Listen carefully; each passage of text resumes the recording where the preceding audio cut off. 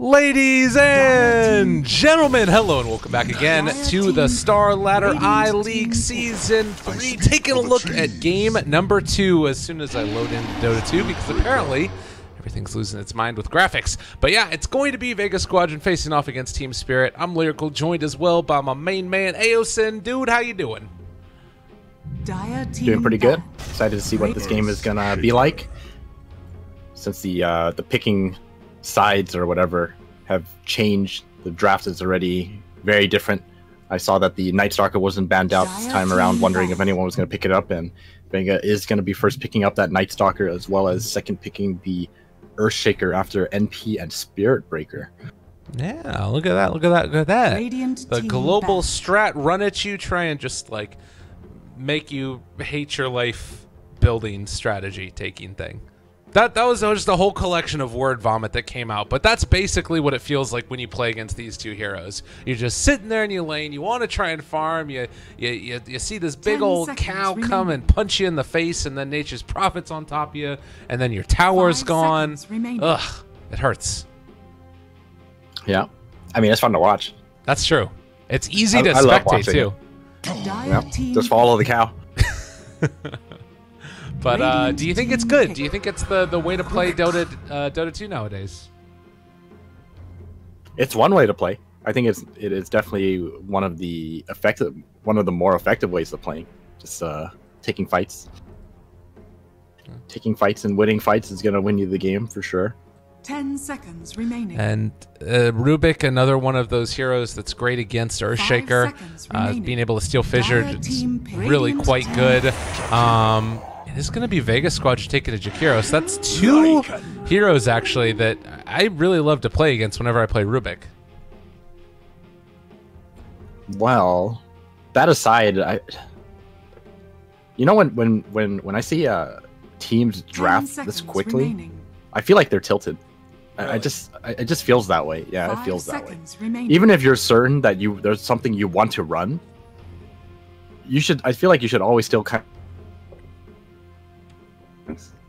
Oh god, you're roboting out for a moment. You there? Hello?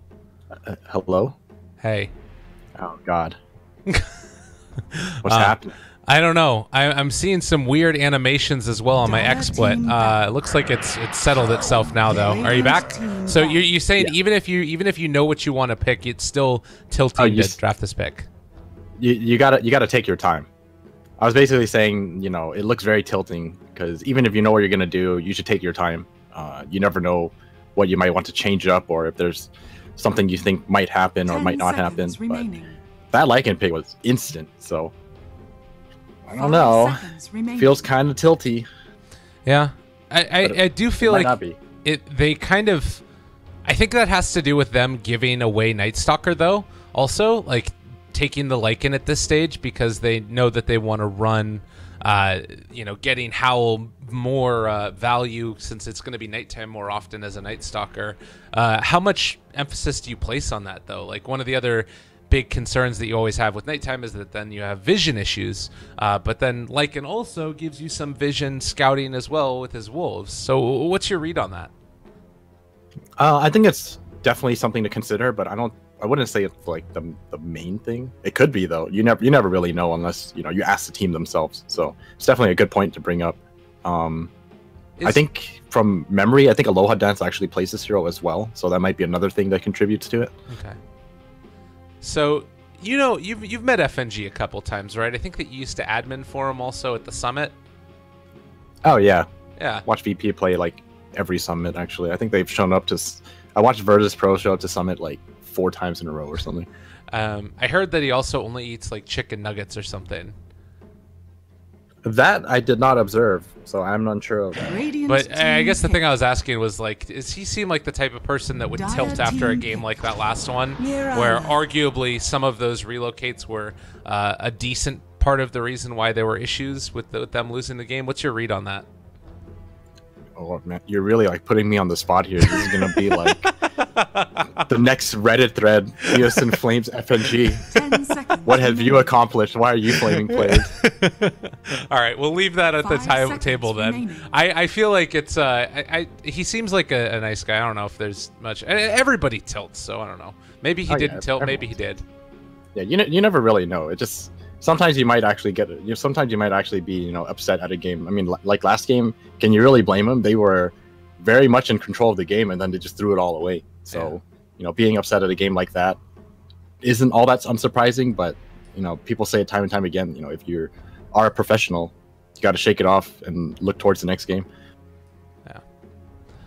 Well, it's gonna be fine. I think that they've proven that they're capable of coming back multiple times, and their style of play right here feels like it's still within that wheelhouse of the way that they wanted to play last time around, where you can maybe have the Nature's Prophet that's split pushing instead this time and taking towers while 4 other heroes run around and make stuff happen, or NP just comes in at the very end and then is able to take down those towers. I feel like Nature's Prophet is just such a good hero nowadays. Vega Squadron, in the meantime, do go back for the Mirana. This is another one that's shown through these qualifiers to be quite strong with the right-click builds. Yeah, definitely. But, well, I feel like Team Spirit should just not commit to a split-pushing game because it's very dangerous when you're up against a Night Stalker Earthshaker. They should probably pick up a core now for Iceberg that can actually, fight. Tinker! Well, this isn't what I had in mind. But I guess it kind of works. I mean, he can fight, sort of, especially if Spirit Breaker is the one that's making space for him in front by just charging at fools. Well, the thing is, if this was a support Night Stalker, it wouldn't be quite as scary, but Afterlife is playing Night Stalker, so this is going to be a core Night Stalker. Tinker might have some issues because you actually have a decent amount of farm if you are playing core Night Stalker, and if he picks up that Scepter a little earlier on, Tinker might have some issues, being camped on the sides, for example. So we'll see how that plays out, but they do have the Spirit Breaker on their side at least, so that's one problem gone. Yeah. All right. Well, will it be the answer that Team Spirit were looking for, or are they going to fall down 2-0 and have to move through the rest of the lower bracket? It's worth noting right now that we still have more games that are going to get played in this. This is the upper bracket semifinals. Down in the lower bracket tomorrow, we're going to be watching Double Dimension versus M19 and Gambit Esports versus Spartak Esports. And then the next day, the winner of those two series are going to face the loser of the series today. And our second series of the day that's going to continue on after this is going to be Empire versus Na'Vi. Both of those teams looked quite good. And if they play anything like they played yesterday, the winner of this series is going to have their work cut out for them, for sure. Yeah, definitely. And we're going to have to see how well the Tinker can coordinate with the Spirit Breaker as well as the Lycan, because I believe the plan here is you find people with your Wolf, and then you charge them, and then your Tinker TPs onto the Wolf, and that's how you secure yourself kills. Oh, that sounds great. I love that idea. So, I mean, the plan is certainly there. It's always the execution that's the question mark. But I guess it's kind of hard to, not execute that well, as we have some nice... It's hard to execute that. Really?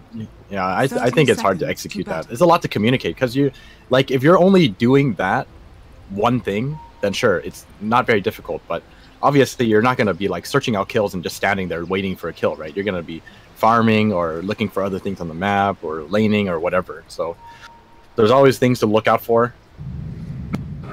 And when that happens, silent. Expecting a ward here, but not going to find anything. Sorry, I was just looking at the Tinker set. My bad. The battle begins. It's okay. It's a really cool looking one. Yeah, I like that set a lot.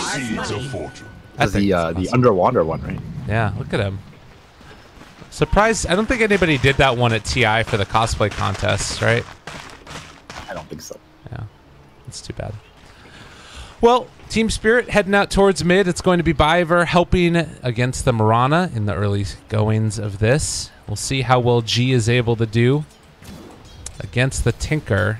In general, that matchup... Oh, actually, I might have to hold that thought. Slayer is wrapping around here along with Afterlife to get down a ward. I thought he was going to... Is he going to make that move over? Looks like he wants to head mid and see if they can find a setup for a kill maybe. But it's just going to run into Biver, and now it's kind of a smoke wasted. Yeah, I think he wanted to go for a sneaky play, but he said Viper's there, ready to be annoying. Little funny play from Iceberg. He actually blocked the first arrow from G, denying him the range creep, and then he denied the range creep. Oh, nice. That's real good. He's going to be able to get a second range creep deny there as well, as Biver ended up going for the lift. So a couple of range creep denies, able to find one, but it's not quite on the mark. And now the charge is going to come through from the Spirit Breaker. Slayer still here, but it's going to be a salve. Immediately going to be broken. Yeah, you can't disjoint that anymore. That sucks. I don't know. Did G just end up going for that leap then because he wanted to make sure that the Spirit Breaker didn't fully charge him, or? No, he probably just did it out of habit. I think G has been playing Dota for such a long time. Sometimes you forget, like, oh, that's not a thing anymore. Okay.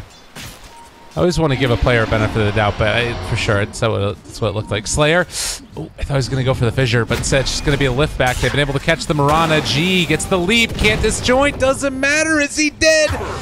First blood, picked up by the Rubik. First blood. What is if it wasn't for that Orb of Venom, he would have lived.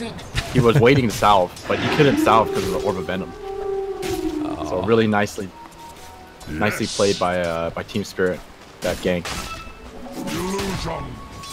It's not often seen nowadays, but it's, Afterlife going to be playing on this Night Stalker, so we're going to have a Night Stalker with a little bit more farm most likely than we're used to in this game, I would imagine, unless something goes terribly wrong in this offlane. He's having a great time. He's beating the Lycan in terms of net worth right now. Yeah. Well, I mean, what's his normal damage at? He's only 17 damage behind, and they both have Coin Blades, so yeah, not bad. And in the meantime, Silent's going to be pushed back over here. We haven't talked a heck of a lot about it, but the Nature's Prophet has been able to get himself only 8-2 so far, in comparison to all their offlane in the Night Stalker. Still pretty decent. I mean, as long as you're not letting the enemy, and I mean, they're doing a good job right now. They're actually pressuring him really hard. Yeah. If you look at Troll's items, he's out of regen already, so they've done their job. DK Phobos not going to catch up because of that. Yeah, he should have a good time. Still 2 tangos left for himself. Spirit Breaker doesn't have anything left, but they also have access to that shrine in just about a minute and a half, so maybe could spend out their whole mana pool here if they wanted to, and soak up some damage as well, trade hits, put them in a better position. FNG needs to get some mana now. A Spirit Breaker at this level with no mana, it just feels so useless. Yeah, time to make a move on, buddy. He will be able to secure that they are able to get this other rune, so DD for Iceberg. He'll pick up the bounty and then head back. Oh, Viper going for the sneaky play. He's going to steal the bounty rune. Going to be able to cut him off. But now what is his play? G is coming over. Oh, he's going to try to clip him. Yeah, That's what he's trying to do. Slayer knows. They know exactly what's going on here. Are you kidding me? All right, no, they couldn't quite get it. What? Okay, there's some pings. He feels sad about that one. He feels really sad. Well, space created. He brought 3 heroes with him. Yeah. Even though he didn't get the cliff off, a good amount of space. It would have been a very, very good play if he managed to cliff him there, but you never really know. I feel like maybe it's not doable on this cliff. I think I feel like it is doable on that cliff, but sometimes there's like weird things and interactions. Because I've had it done to me on that cliff before, as we end up seeing the rotation in at early nighttime, and well, FNG in trouble. He does have charge again in a second, so he is going to be able to get out of here. Oh, he's fine. Yeah, Afterlife instead is the one that might end up being in trouble. They don't have another lift, but he took some damage, and now it's time to go hit the shrine. That is like really bad for Vega because you brought 4 heroes in. They still have a shrine, so That's a lot of time wasted. They're gonna go for the immediate smoke, but I think they saw that too. Iceberg needs to get away immediately. Well, they also have Aloha Dances getting dove down here in the bottom lane. They'll get the lift back in just a second. Can they kill off this Tinker? Tinker in trouble. It's going to get hit by the arrow. They do manage to find that kill, and in the meantime, Aloha is also going to go down bottom. So trading out mid for the Tinker. I feel like that hurts the Tinker more than anything else, though. I'm really surprised Iceberg went down to that because they saw the smoke with their ward. Viper even pinged it out, and he just was playing really greedily. Didn't back up. And then very nice Fisher block from Slayer secures him the kill. Maybe they thought that like Howl or something was going to be up and they could have survived with that, but whatever the case ends up being, they're going to go on to him again. And Void is there. Maybe a turnaround. Afterlife is very tanky on this Night Stalker. Are they going to find Slayer? Howl is popped. Damage is there. ILTW. Iceberg just dies again. They will find one kill there, and maybe more as well, as Phobos is going to show up to this one. Ends up getting hit. He's not going to go up to the high ground, though. They find the Sprout, able to eat his way through, but that just means the big bad wolf, LTW, will be able to find him. But, yeah, again, it's like losing your Tinker, and now they're not going to be able to get the tower either. It really hurts to have your Tinker die twice like that. But, I mean, even with that said, he's still actually ahead of the Mirana in terms of farm. It's kind of surprising, but Viper looks like he's going to go down here. They should give this kill to G. He really needs it. Bam! He got him. He was able to buy out first, and it's a nice little bit of gold for Mirana. In terms of the CS scene, she's a little bit ahead, but actually in terms of net worth, she's the second highest by virtue of all those kills, or third highest now, as Jakiro ends up going down. Radiant's bottom tower is under attack. Oh, they are putting so much pressure on this Tinker. Oh, they missed the fissure, but the fissure block is going to be there. He cannot run that way now. And Afterlife going to be chasing after them. G still has spells. Oh, so close! He's not going to end up being able to live through that. Phobos shows up. They're just going to be able to run away. He did get rooted there. That would have been funny if he would have been able to punish that, but no such luck. So again, Tinker goes down. It does mean that the Lycan was able to get the bottom tier 1 tower at the very least. 3 deaths now.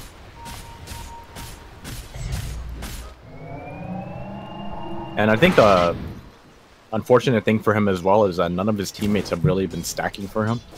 Right. So this Tinker is going to be very delayed in terms of you know, his Blink Dagger, Boost of Travel. Yeah.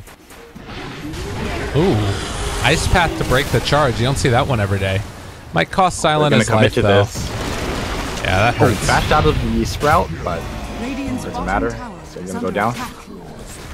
And this is a great way to do it, at least, is if the Tinker isn't getting stacks, like they're going to take towers, which means he can get into his next round of items. And G, maybe going to end up paying the price for this one, or is it going to be FNG that goes down? 3 TPs down to the bottom lane, and more coming in, but Iceberg has shown up now. He has a regen rune ready. This could be really bad if he manages to get everything off. And go for a rearm now with the regen rune ready to be activated. They're just going to get out of here. Don't want to fight this anymore. I think they can either leave the tower or defend it with just an Earthshaker. Tinker almost at Boots of Travel. Going to speed up his farm by quite a bit. It's going to be very hard to catch him until Earthshaker has a Blink Dagger and well, Night Stalker not even close or not even starting on the Scepter. Gonna be going for the early game items first. So here's a question. When it's a long way off, but Mirana, if you do end up going for it, yeah, actually G is going to be going for the Ags build. I was wondering if this would be worth it, and then eventually getting into the multi-shot arrows to find Tinker. That wouldn't be that bad. Yeah. A lot of people always laugh at the multi-shot thing, but I actually think it's not bad at all. Yeah. And like you said, like since there's a Tinker, it's more viable. And it's interesting because I think that's one of the ways that the Ags build is still okay is if you go for that type of a build and get into like Octarine or something eventually. Well, you do have the Troll Warlord on your team, so not exactly going to be lacking in terms of right click. Yeah. All right, I'm excited. I can't wait. It's the dream. It makes for good highlights. Denied. Almost. Not quite get it, but Rubik stole Fissure. So Biver will have that ready for himself, and now I think Air might be in a little bit of trouble. They're going to be able to pull back in the Troll Warlord, and he is getting body blocked by Treants. Didn't pop the phase boots. Oh, I see. That was really good play by Afterlife. He immediately hit his... Oh, hold that thought. Going to be diving in and running out, and then going to be running back in again momentarily. I mean, they have Fissure again. Charge used by FNG. That's going to end up costing him his life. But we do have bots ready. That charge was actually going to secure them the kill on Troll Warlord, but Afterlife immediately flies up and then voids him as he's charging, so that cancels the charge and then saves Afterlife, and then they turn around and get one kill. Really well played by Afterlife. Man, Silent almost went down there. ILTW went for the Necro build. And so they're going to be able to take another tier 1 tower. The more that I'm looking at this, the more I'm feeling like Vega don't have great answers yet for all this tower pressure that's coming out from the Dire team. Yeah, not exactly the greatest of tower defense right now. They don't have many levels on the Shaker, so Fissure isn't very high level, and you don't have Blink Dagger yet. And I think Jakiro only just hit 6, so Macropyre wasn't there for the initial defense on mid lane. Ooh. That was close. Yeah, and that's, you know, a problem. If you lose that mid tier 1 tower this early on, now you're kind of in this awkward spot as the game goes on further and further where you don't have as much mobility around the map. Sure, there's still shrines, but already you feel kind of hemmed in by the Tinker. And this is normally not a thing that you would have happen since you have the Night Stalker. And Fissure's getting used back and forth. Fissure. Slayer's going to be punished, killed off with that one. Afterlife just looking at everyone from above. Well, he's getting dangerously close, but he understands the night vision. Yeah. He will see the charge that's going up top, though. But yeah, this is the thing, is like, as a Night Stalker, normally you'd want to be the one that's having, like, the advantage, but it's actually going to end up being, well, with the exception of that courier kill, Team Spirit that are dominating the map. Afterlife kind of stuck in no man's land. He does have a TP, but he doesn't feel like he's in danger, so it's playing it slow. Doesn't feel any pressure because it's nighttime right now. But I think he does get spotted out by this Treant. Yeah. They don't have vision of him right now, but I think that they did spot him a second ago. It is going to connect. Yeah, well done. Afterlife setting things up for his team here. It's a nice pickup, but he is actually stuck, and the pings are there. Do they spot him? The charge going through. He ends up punching him over there to the side, and Echo Slam. Ugh, just trying to get him out of there. That Fissure might have killed Afterlife. Wait, there's no detection. Yes. Dude, Afterlife, what a player. He's making it happen, man. I thought he was scouted out by the Treants, but apparently not. I mean, this is just very, very like strong. He's showing a very strong understanding of his limitations with the nighttime vision. Yeah. Just right, always constantly on that edge. Needs to be careful not to end up getting found out as soon as it turns day, but we'll try and keep our sort of eyes on this and scout it out. But as long as he's off the map, you always have to be at least a little bit afraid that, like right now, for instance, Tinker, you know, he can't step out any further from away the tower because they don't have any idea where the Afterlife is. And now they're suddenly just going to end up getting jumped upon out of what seemingly nowhere. So a quick kill there by the Rubik, or on the Rubik. They do lose the Jakiro at the same time.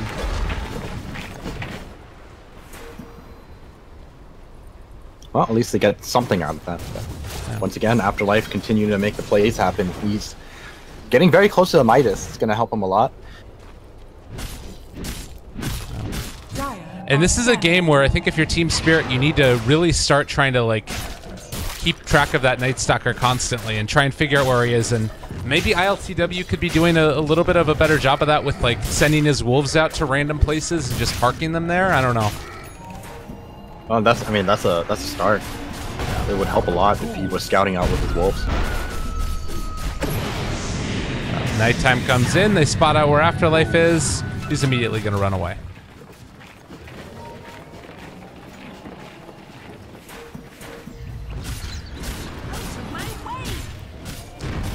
But in the meantime, Biver continuing to sit behind ILTW. And now they're going to be able to do a really good job with scouting out with these wolves. One of them is going to be move commanded onto silent. Looks like the other one is going to just be parked onto the real U. And doing a good job also of not stepping inside. I think he did step inside of that tower range, so now they realize it. Oh, they caught him out with the wolf charge coming through, but too dangerous. No. And then Macropyre up here to the north to keep the pressure off of the tower, at least for the moment. They're doing everything they can to just try and hold on to these towers around the map. But the pressure is going to be there, and whole bottom lane, he's getting charged. But where's the backup? Oh, he has to hold on to his ulti so he doesn't get... Oh, and there's the dust. Here comes the dust. Found themselves a G. They are going to find him, and there's the kill that they needed. Meanwhile, that was very well played by FNG. LTW, he's going to get caught. Oh, Necro 3. All right, wants to turn and fight this one, but the real U is there as well. Now Iceberg shows up. A little bit of a battle, bouncing back and forth. They end up finding an Echo Slam. They turn it back around. Stolen Echo Slam dismantles Slayer. Very nicely done by Team Spirit.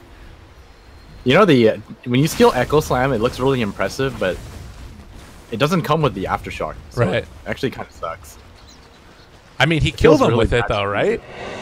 The Lycan killed him. Oh, did he? I'm not saying it did nothing, but it's just really underwhelming when you compare it to the Echo Slam with aftershock. Yeah, for sure.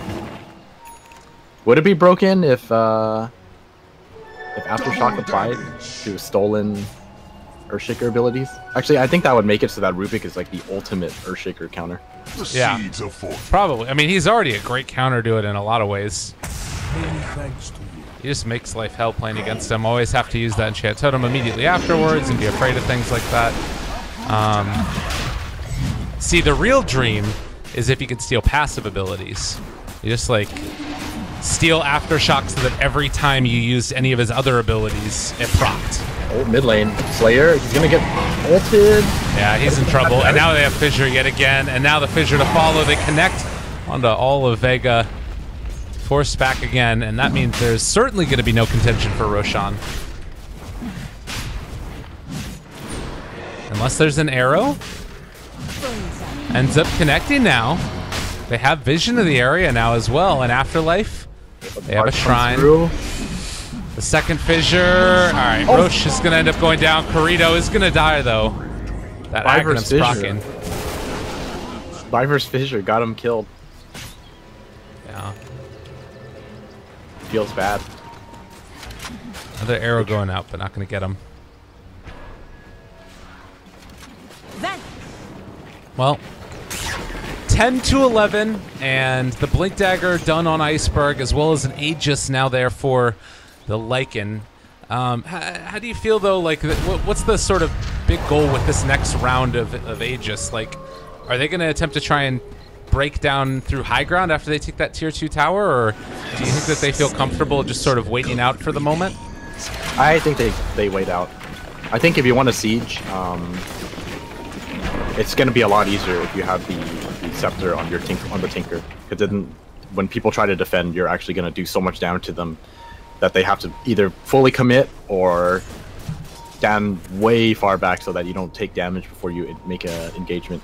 DK Popo's in a lot of, not in a lot of trouble, but potentially in trouble. Alright, now he's in a lot of trouble. Yeah, he's in a decent amount of trouble. They do have Ice Path to break the TP there.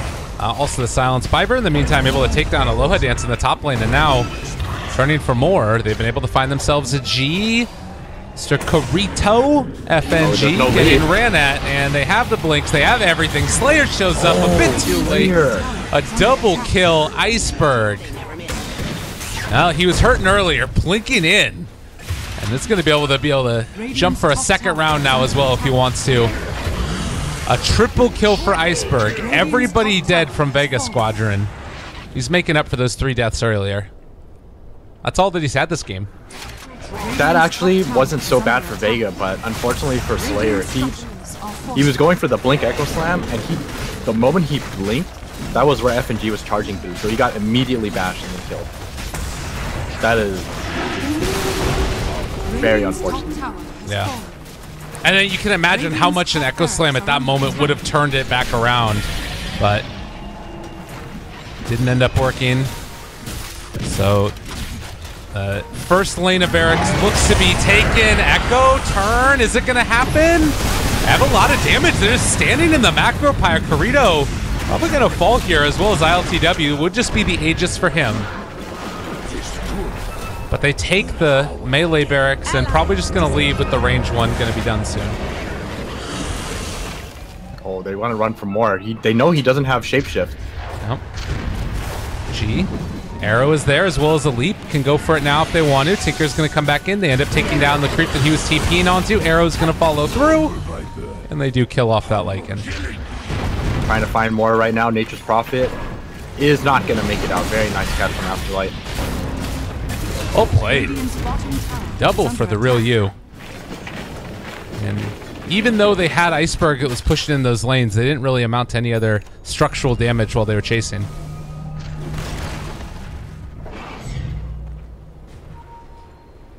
Down 1 lane of Rax, but definitely not over yet. It's going to be a tough game to come back from. Particularly with an Iceberg Aghanim Scepter online here. Spirit Breaker charging in, silent. Yeah, there he is. That's a problem. Slayer to try and turn it, but it's not going to happen. We got another. That's a dead Earthshaker. Slayer. Radiant's top shrine is under attack. Oh, this is such a great spell for Rubik to steal Ice Path. Comes out immediately. It has no cast time, so it's like pretty difficult to miss an Ice Path. And I mean, it lasts 2.5 seconds. It goes super far. This is such a good Rubik game, actually. Yeah. Look at Afterlife. He doesn't care. He's like, I'm gonna farm out their jungle now. Radiant's bottom tower is under attack. Well, we'll have to see what they end up going for now as an answer. It is a very difficult game to come back from when Iceberg is just up on your high ground, just mantling fools. Ugh. I think that this is just about GG, honestly. I don't know how they stop this without a BKB on any of these heroes. Yeah, it's definitely not easy. I think ideally Vega wanted to at least force the Team Spirit to take a fight with the BKB purchase for the next set of racks, but I mean, they just lost their mid racks without even having to deal with a BKB Lycan yet. Imagine if you had a BKB, there's really no way you fight into it. Yeah. Well, G going to get punished, pummeled, and destroyed. Ice Path comes out from that Rubik like we were talking about. FNG getting chased down here. Afterlife going very far outside the base to see if they can find any more counter kills that come out. Ice Path's being thrown back and forth, but at the end of the day, the last tier 3 tower is going to fall, and it looks like the Tinker was also able to escape. He thought about TPing into that. I mean, it's crazy. Yeah, he's just probably doing it as a taunt. Well, we all remember what happened when Team Spirit had their 10k lead just a little bit earlier, but it's up to 11,000 now. Radiant's top barracks Is there a chance that this ends up being thrown away here in this one? I think that's not going to be the case this game around. Last game, it was a different story because they were still in the middle of breaking high ground. They didn't actually have racks yet. This time, they have 2 sets of racks, and they even have the bottom tier 3. So the situation is even more so in their favor this time around. Yeah.